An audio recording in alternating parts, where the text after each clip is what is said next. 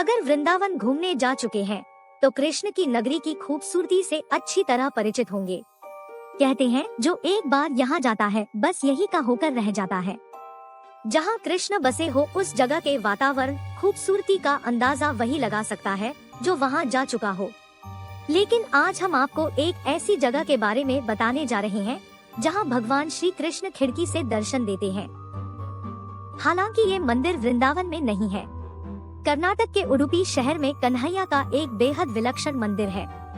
अगर आप भी किसी धार्मिक यात्रा पर जाने के बारे में सोच रहे हैं तो उडुपी में भक्त भगवान के अटूट प्रेम को दर्शाते इस कृष्ण मंदिर के दर्शन कर सकते हैं। So hello guys, welcome to new video. Udupi मंदिर की स्थापना 13वीं सदी में वैष्णव संत श्री माधवाचार्य द्वारा की गई थी। बताया जाता है कि भगवान कृष्ण के एक अनन्य भक्त थे कनकदास, लेकिन किन्हीं कारणों से उन्हें मंदिर में अंदर नहीं जाने दिया जाता था। उन्होंने कन्हैया से दर्शन देने की प्रार्थना की तो श्री कृष्ण ने उन्हें अपने दर्शन कराने का अनोखा रास्ता निकाला। उन्होंने पहले से स्थापित उस मंदिर के पीछे एक खिड़की बना दी। कहा जाता है कि कनकदास ने मंदिर की उसी खिड़की से कन्हैया के दर्शन किए। इसके बाद से यह परंपरा ही बन गई। आज भी भक्त उसी खिड़की से कन्हैया के दर्शन करते हैं। इतिहास के अनुसार गोपी चंदना की एक गेंद में श्री मध्वाचार्य ने श्री कृष्ण की मूर्ति को पाया था और पश्चिमी दिशा की ओर मुंह करके खड़े थे। मंदिर में एक पारंपरिक दीपस्तंभ है जहां पवित्र तेल से ज्योत या दीपक जलता रहता है, जो पिछले 700 वर्षों से जल रहा है। श्री कृष्ण मठ के बारे में जो अनोखी बात है वह यह है कि यहाँ भगवान कृष्ण को केवल 9 छिद्रों वाली एक खिड़की के माध्यम से पूजा जा सकता है, जिसे नवग्रह किटिकी के रूप में जाना जाता है। 9 छेदों वाली खिड़की, जिसे कनकदासा खिड़की के रूप में भी जाना जाता है, दीवार के माध्यम से चंद्रशाला हॉल से जुड़ी हुई है। हॉल धनुषाकार प्रवेश द्वार पर लटकी घंटियों द्वारा निर्मित उदात्त परिवेश के लिए समर्पित है। मंदिर में स्थापित कृष्ण की युवा अवस्था की आकर्षक प्रतिमा है। उडुपी में श्री कृष्ण के दर्शनों के लिए भक्त सुबह 6 बजे से दोपहर के 1:30 बजे तक जा सकते हैं। इसके अलावा सुबह 9 बजे से दोपहर 12 बजे के बीच सुबह की पूजा का विधान है। वहीं शाम को मंदिर में दर्शन का समय 5 बजे से है। एक मठ से दूसरे मठ में पूजा का कार्य सौंपने की रस्म को पयारा महोत्सव के रूप में जाना जाता है। हर 2 साल में होने वाले पयारा त्योहार को मंदिर प्रबंधन को अगले मठ को सौंप दिया जाता है।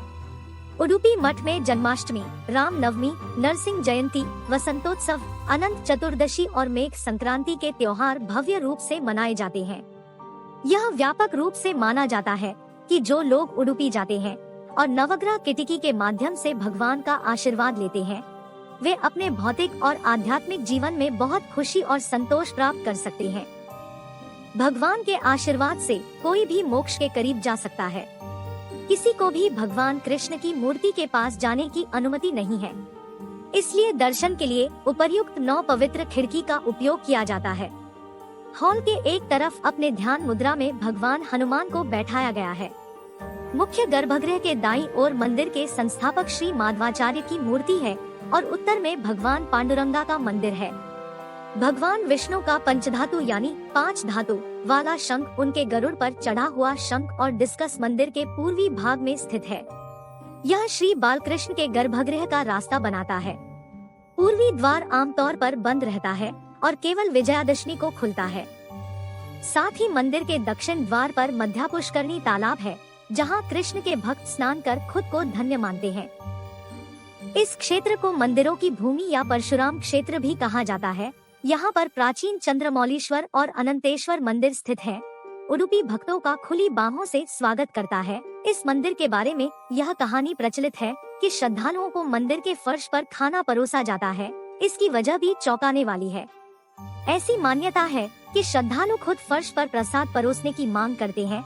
कहा जाता है कि जिन भक्तों की मनोकामना पूरी हो जाती है वे मंदिर के फर्श पर प्रसाद खाते हैं। इस प्रसाद को प्रसादम या नैवेद्यम कहा जाता है। इस मंदिर के फर्श को मशहूर काले काडपा स्टोन से बनाया गया है। इस मंदिर की एक खासियत यह भी है कि इसके चारों ओर 8 मठ स्थित हैं। ये चक्रीय क्रम में बारी बारी से मंदिर की देखभाल करते हैं। पहले प्रत्येक मठ मंदिर की 2 महीने तक देखभाल करते थे, लेकिन बाद में स्वामी वदिराज ने इस नियम को संशोधित कर इसे 2 साल के लिए कर दिया। इन मंदिरों में प्रवेश से पूजा करने के कई नियम हैं। आपको इस मंदिर के बारे में जानकर कैसा लगा? Thanks for watching. If you like this video then do like, share and subscribe my YouTube channel for more videos.